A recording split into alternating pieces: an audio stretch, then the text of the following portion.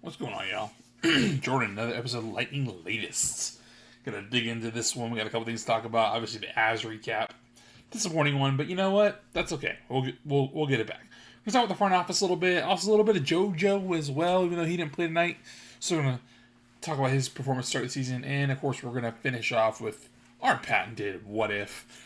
But yeah, let's just dive into this. So yep, 5-game winning streak is gone. So that stinks a little bit. We dropped our second game of this 3-game road trip, falling to the Avs 3-2. We dropped to 6-5-2 on the season, including 3-2-2 away from the bench.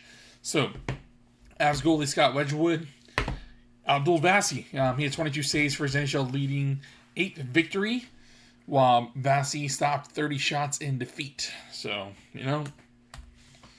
still not a bad night at the office for Vasi. We'll take it.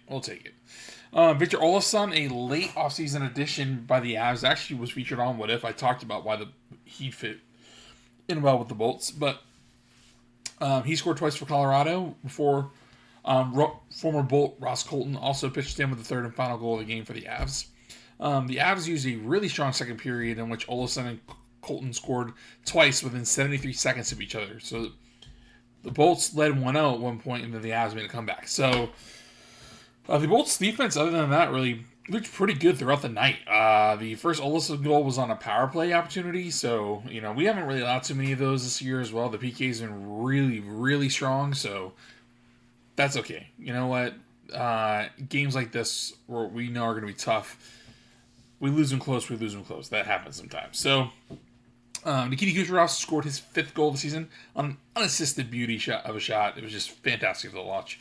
And then Braden points back in a goal, the third of the campaign in the final period, narrowed this gap to 1. It was 3-1 before that, but it came a little too late. About 3:32 left in the period. So he was assisted by defenseman Victor Hedman, our captain, and defenseman Charles Edward DeAstus, a.k.a. Chucky. His second assist of his NHL career as well.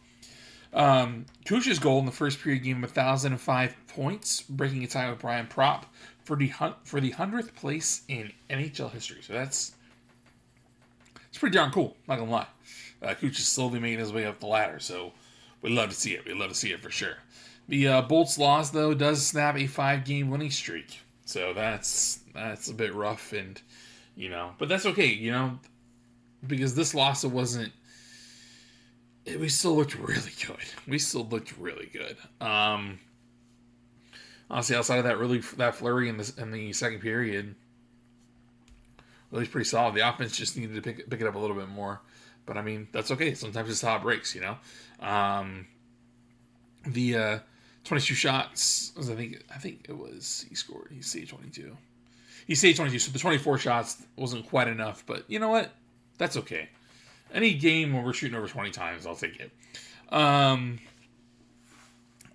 Next matchup's in Vegas. We did beat Vegas already.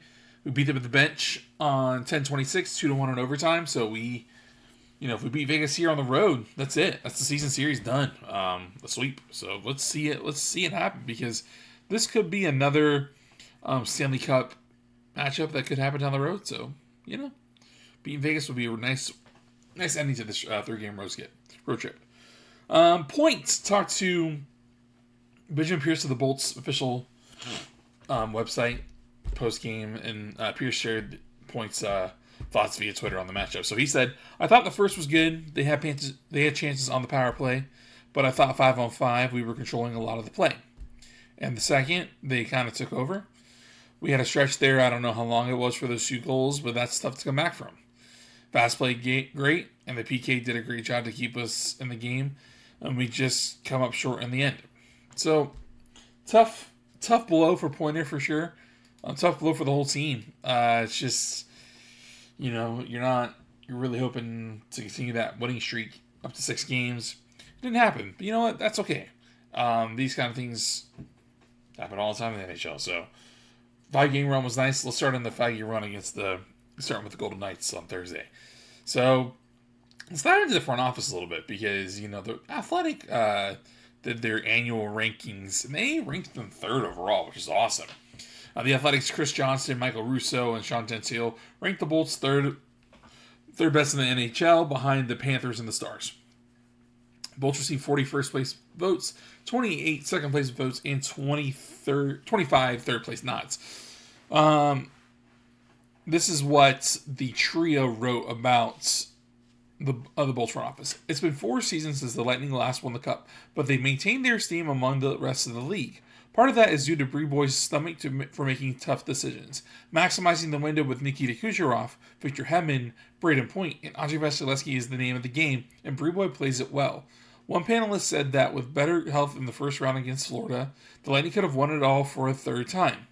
As one Western Conference assistant GM who had them second on his ballot put it, no team has shown the ability to roll with the punches like they have, to maintain their roster despite cap and asset limitations while still putting out an elite on-ice product that is able to challenge for the Cup every year, wrote the trio in their review. So, that's exactly what you want to hear about your front office. Obviously, big fan of Breboy in the front office. I think they're doing a great job. But, they've certainly had to make a lot of tough decisions over the last few years. They let Steven Stamkos leave last summer in free agency and replaced him with Gunsel. They traded Mikhail Sergachev away to the Mammoth last summer as well. All these pieces, they let Alex Killorn walk. They've traded Barclay Goodrow, get rid of him. All of these key pieces, that have helped us win Stanley Cups a few years ago are gone. A lot of them are.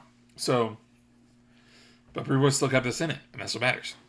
Now, the quartet of Cooch, Hedman, Vasi, and Point are all at least 29 years old. And that's Point. He's 29. The rest of them are over 30. So their window is shrinking. Hedman in particular, he's 34, 35. So he's getting closer to the back end of his career. He's only got a few years left. He is our captain, however. He's still going to play hard. I know he's still going to bring a wealth of hockey IQ and knowledge to the team, and I think he's going to be just fine. While Hedman's likely to stay with us till retirement, Cooch and Vasi are going to hit free agency in the next few years. Vasi's got the rest of this year and 2 more on his deal. I believe Cooch has the rest of this year and 1 year left on his deal. So, and they're getting older. Cooch is 32, Vasi's 31. So, the question is this.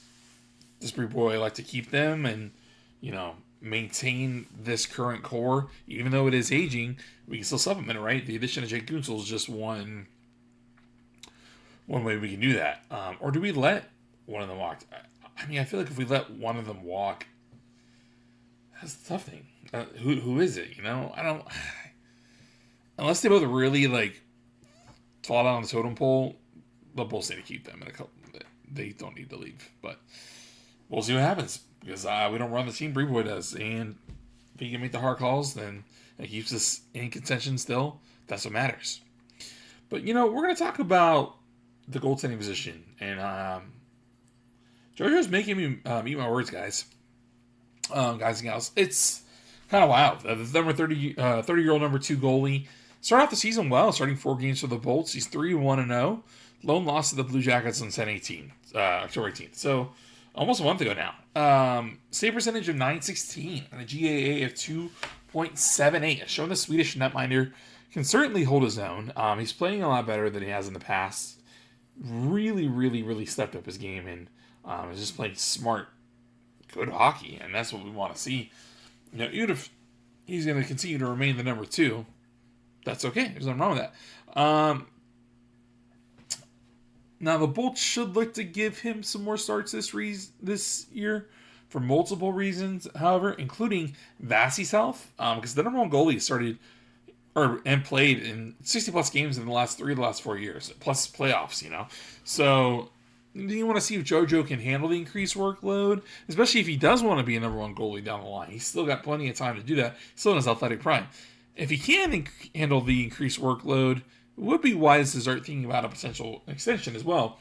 Because remember, Vasi's only got this year and 2 more on his deal. Jonas has got this year and another. So Lightning really has to start thinking about their goaltending situation. If he continues to improve, would another team sign him to be their number 1? And if that's the case, I don't know if the Bulls could offer him that. But, even if he continues to improve and he somehow stays here as the number 2, we'll take it. Because I think JoJo's gotten a lot better. And I'm not sure that we really need to try and trade for another goalie or not because of how he's playing. So, for now, it looks like the Bolts have one of the league's stronger number 2 goalies. His performance in the 4-2 win over Utah or a few days ago was his best one yet. He stopped 25 shots, 926 save percentage. Giving JoJo at least one start a week, I think, would be smart. He should have 2. I would say give him 2 a week. Sometimes 3, sometimes 1, but I think giving him more starts will give Vasi more rest and allow Vasi to try to, once he get back to that top tier sort of level, and protect his body while doing it. Lastly, of course, though, we're talking about another old guy. Well, Vasi's not that old, but this guy is Brett Burns, man. Brett Burns. He's an old guy.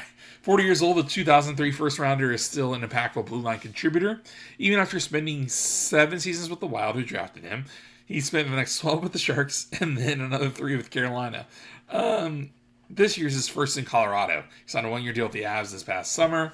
He is slated to be a UFA again next summer. So, he's chasing a cup. Simple as that. 13 games to the Avs this season. He's net 0 plus minus. And an average of 20 minutes and 33 seconds on the ice. 6 points, which are a goal and 5 assists thus far as well. So, he's played in all 82 games in 10 of the 21 full seasons he's participated in so far. This is season 22.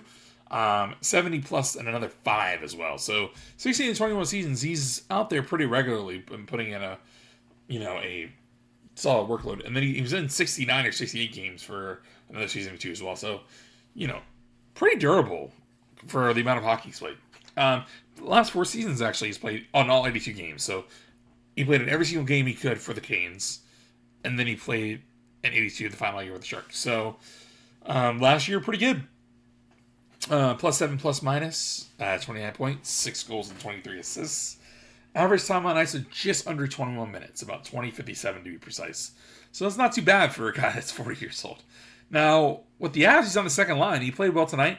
Could fill the role that he fills with the Avs with the Bolts as well. Or he could slide in on the third line. He'd be a good fit either at any line in our defense, to be honest with you. If Maxwell Crozier and Diaz-Stüss failed to maintain their promise he starts, bringing in a veteran like Burns to solidify the blue line would make sense. However, we saw Crozier and Diaz-Stüss play together tonight for the first time. Crozier's back.